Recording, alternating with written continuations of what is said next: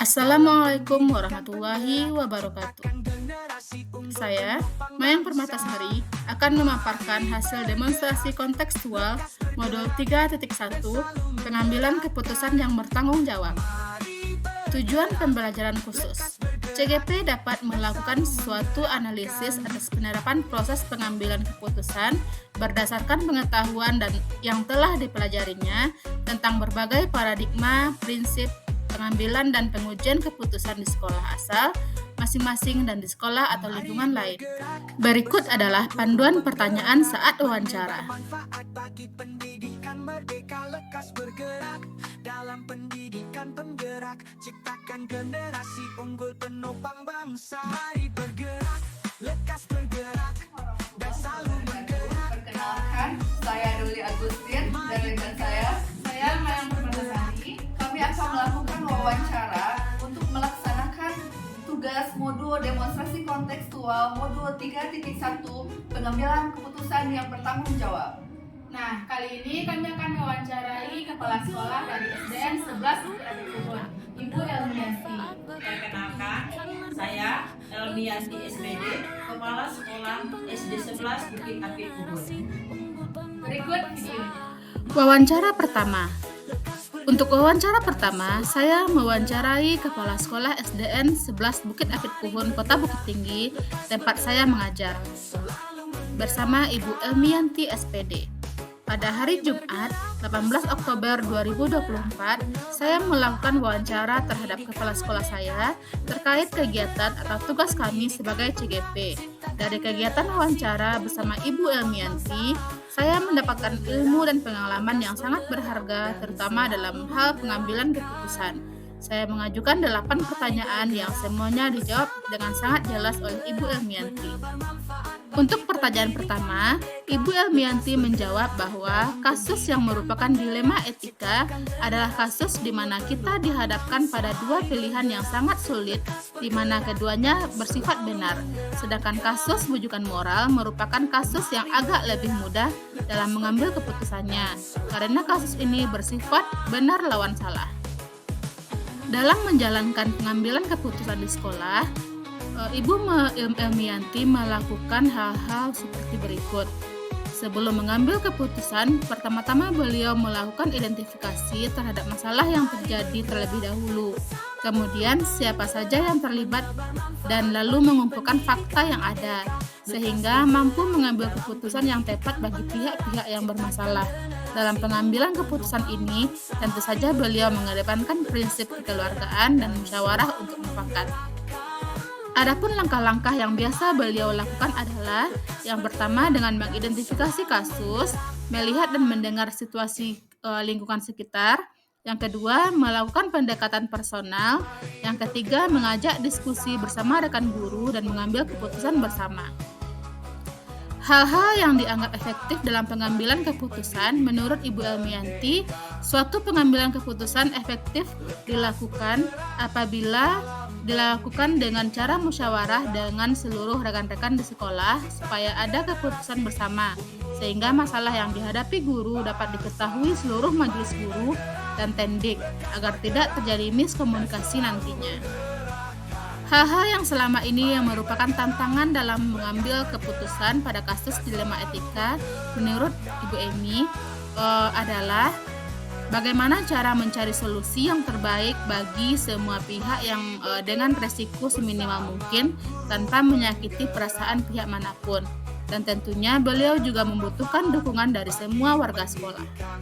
Adapun faktor-faktor yang mempermudah Ibu Emi dalam mengambil keputusan adalah dengan setiap permasalahan yang ada selalu beliau bawa dalam musyawarah atau rapat dewan guru agar cepat mendapatkan solusi yang terbaik. Selain itu, beliau juga berkonsultasi dengan komite atau pengawas sekolah untuk meminta saran dan masukan yang terbaik dari permasalahan yang dihadapi. Dalam menyelesaikan kasus dilema etika, pada suatu masalah Ibu Emi lebih suka menyelesaikan secara langsung dan tidak menunda-nunda agar tidak berkepanjangan dan potensi menimbulkan masalah baru. Prosedurnya adalah dengan melibatkan berbagai pihak, yaitu Dewan Guru, untuk memberikan pertimbangan dan masukan yang baik, serta komite sekolah dan pengawas sekolah juga dilibatkan jika kasus tersebut dirasa cukup besar. Adapun pembelajaran yang dapat dipetik dari pengalaman dalam mengambil keputusan dilema etika adalah setiap keputusan yang telah diambil dijadikan acuan dan pembelajaran dalam pengambilan keputusan ke depannya dengan mempertimbangkan akibat dari pengambilan keputusan tersebut. Untuk sesi kedua ini, kami mewawancarai Bapak Kepala Sekolah SDN 06 Pulai Anak Air. Kenalkan, saya Rahmat Finansa SPD. Berikut videonya. Untuk wawancara kepala sekolah yang kedua, saya mewawancarai Bapak Rahmat Firmansyah SPD selaku Kepala Sekolah SDN 06 Pulai Anak Air Kota Bukit Tinggi. Pada hari Jumat, 18 Oktober 2024, saya melakukan wawancara dengan Bapak Rahmat Firmansyah selaku Kepala Sekolah SDN 06 Pulai Anak Air Kota Bukit Tinggi terkait kegiatan atau tugas kami sebagai CGP. Saya mengajukan beberapa pertanyaan yang sama dengan yang saya lakukan kepada kepala sekolah saya sendiri sebelumnya. Bapak Rahmat sangat kooperatif dan banyak membagikan ilmu dan pengalamannya dalam hal pengambilan keputusan. Dari hasil wawancara yang dilakukan, saya mendapatkan banyak jawaban yang sangat bijak dari Pak Rahmat. Untuk pertanyaan pertama, dalam mengidentifikasi kasus-kasus yang merupakan dilema etika atau bujukan moral, Pak Rahmat memahami perbedaan antara keduanya terlebih dahulu. Dalam dilema etika, seseorang harus memilih antara dua opsi yang benar atau secara moral namun saling bertentangan satu sama lain. Misalnya ada anak yang sering terlambat karena dia harus membantu orang tuanya di rumah. Sedangkan dalam bujukan moral, seseorang harus memilih antara benar atau salah. Seringkali memilih untuk melakukan sesuatu yang salah dengan niat yang baik. Misalnya, siswa kita yang tidak datang ke sekolah karena terlambat bangun atau karena malas. Kemudian orang tua meminta izin kepada gurunya dengan alasan sakit karena tidak ingin anaknya bermasalah di sekolah.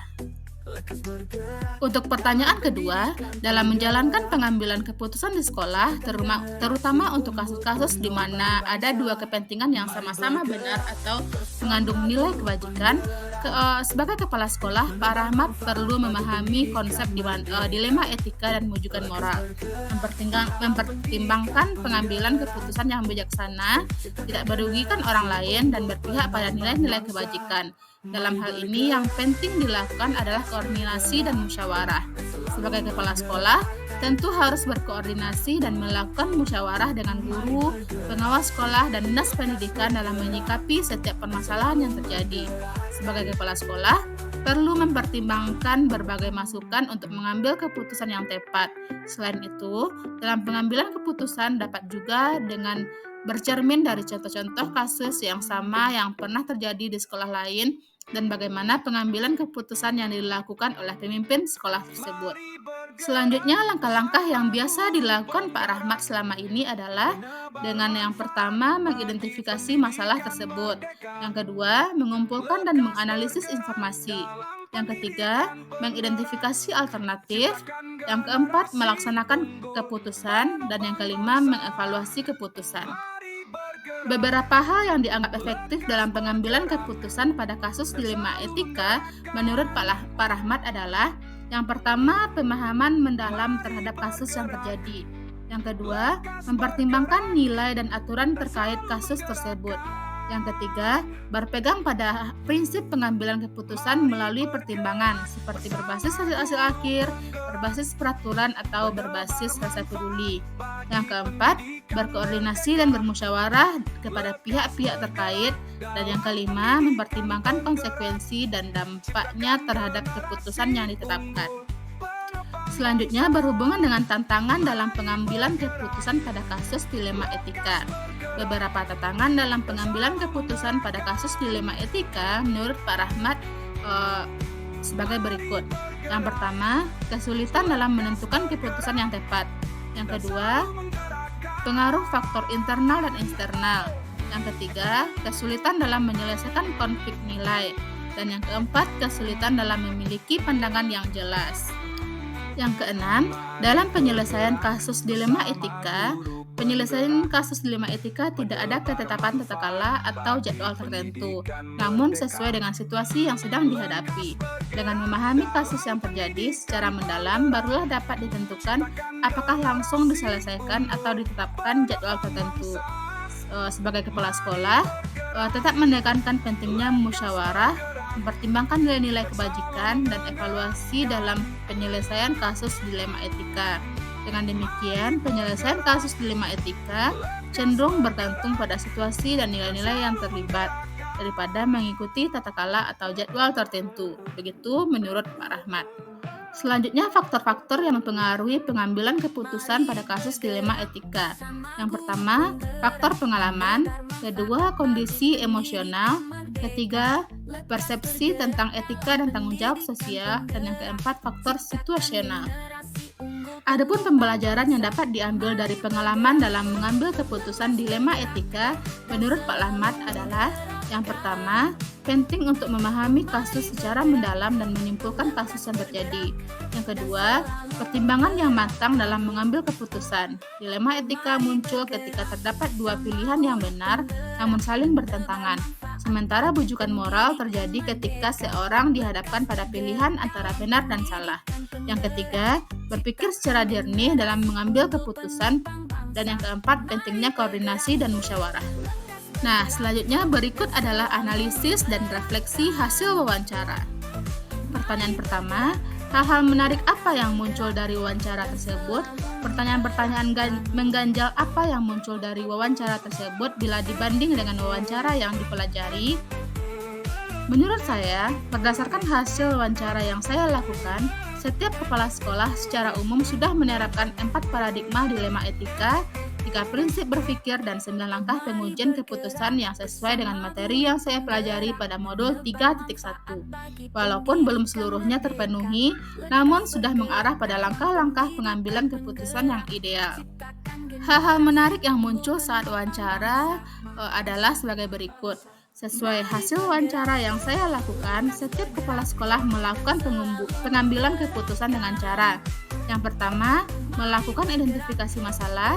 Yang kedua, melakukan diskusi dan komunikasi dengan unsur-unsur yang ada di sekolah, terutama dengan pihak-pihak yang terlibat langsung. Yang ketiga, membuat keputusan yang berpihak pada siswa, bijaksana, tanggung jawab, memaksimalkan potensi positif, dan meminimalisir potensi negatif. Nah, hal-hal yang telah dilakukan oleh masing-masing kepala sekolah tersebut menurut saya telah sesuai dengan teori yang saya pelajari di modul 3.1 tentang pengambilan keputusan berbasis nilai-nilai kebajikan dengan menerapkan 4 paradigma, 3 prinsip, dan 9 langkah pengambilan dan pengujian keputusan. Namun, tidak semua langkah-langkah dilakukan secara runtut dan ada langkah yang tidak dilakukan seperti pengujian benar atau salah maupun investigasi opsi trilema. Dari hasil wawancara antara dua pimpinan yang telah saya wawancarai, terdapat beberapa persamaan pada kedua kepala sekolah tersebut, seperti cara mengambil keputusan yang lebih difokuskan kepada musyawarah bersama rekan-rekan di sekolah. Kedua kepala sekolah sama-sama mengedepankan diskusi, komunikasi, dan koordinasi dengan unsur-unsur sekolah dan pihak-pihak yang terlibat dalam masalah. Sedangkan perbedaan yang terdapat pada urutan langkah-langkah dalam mengambil keputusan. Yang menonjol adalah kedua kepala sekolah selalu mengambil keputusan tanpa merugikan pihak manapun. Apa rencana ke depan para pimpinan dalam menjalankan pengambilan keputusan yang mengandung unsur dilema etika? Bagaimana mereka bisa mengukur efektivitas pengambilan keputusan mereka? Nah, rencana ke depannya, kedua kepala sekolah tersebut jika menghadapi permasalahan dilema etika ataupun bujukan moral akan melakukan tahapan-tahapan pengambilan keputusan sesuai dengan 4 paradigma, 3 prinsip, dan 9 langkah pengambilan dan pengujian keputusan dengan lebih lengkap termasuk pengujian dan investigasi opsi trilema. Cara mengukur efektivitas pengambilan keputusan adalah dengan melakukan pengujian benar atau salah, melakukan refleksi atas keputusan yang telah dibuat, serta meminta saran dan masukan dari pihak lain terkait dalam pengambilan keputusan tersebut. Pertanyaan selanjutnya, bagaimana Anda sendiri akan menerapkan pengambilan keputusan dilema etika pada lingkungan Anda, pada murid-murid Anda, dan pada kolega guru-guru Anda yang lain? Kapankah Anda akan menerapkannya? Kedepannya dalam pengambilan keputusan dilema etika, saya akan menerapkan 4 paradigma, 3 prinsip, dan 9 langkah pengambilan keputusan dalam setiap permasalahan yang terkait dengan lingkungan, guru-guru, dan murid-murid saya. Saya akan melakukannya mulai dari sekarang. Terhadap rekan sesama guru, saya akan berbagi ilmu tentang pengambilan keputusan ini dengan mengadakan in-house training. Sekian pemaparan demonstrasi kontekstual dari saya. Terima kasih. Salam guru penggerak, tergerak, bergerak, menggerakkan.